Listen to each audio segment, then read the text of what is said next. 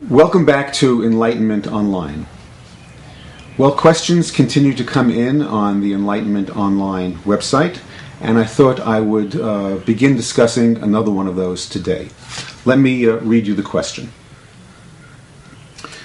This writer says, who or what is God, as far as you can see or say? Where is he, she, or it? Why do so many tragic and even evil-seeming things happen in the world? And finally, who are you really? I'm imagining the questioner is not asking about me, particularly personally, but all of us, who are we? I'd like to talk about this question in a very personal way, to give you my personal feelings about it and how I've dealt with these questions along my spiritual path.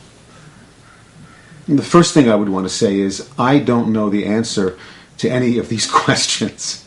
I realized long ago that, at least for me on my path, that factually based answers were not so important. What was important was how I was going to relate to life, how I was going to relate to these things, how I was going to relate to God, to evil, to suffering, and so on. That was going to be important. So from my original position of what I had, which was these things were very separate, God, suffering, and evil, they were separate from me in that evil and suffering, for instance, were things that happened to me. As if there was a me, and suffering happened to me, and evil happened to me, or I committed evil, or I engendered suffering on somebody else, and God was separate as well. Instead of that position, which was my original position, I began to understand that these things were part of me. I was made of suffering.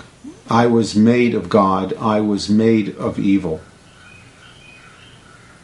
And that changed everything, really. All of these things were now things that I could be in relationship to.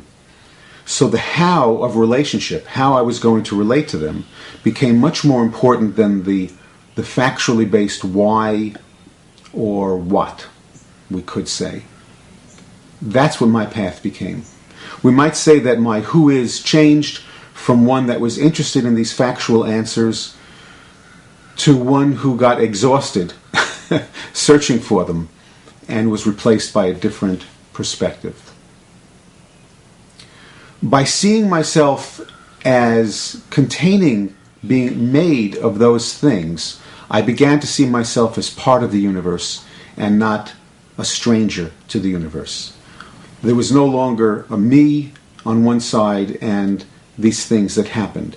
They were all of one continuum. Relating to God and evil and suffering as building blocks of myself also allowed me to have a greater relationship with all other beings, whether they were human, animal, plant, tree, rock, or mineral. It broke down the barriers between my life and the life around me. It also allowed me, and I think this is something that's becoming increasingly important to me, to have a better and I think healthier relationship with the unknown and the unknowable. So instead of the unknown and the unknowable being enemies that separated me from life, they became allies.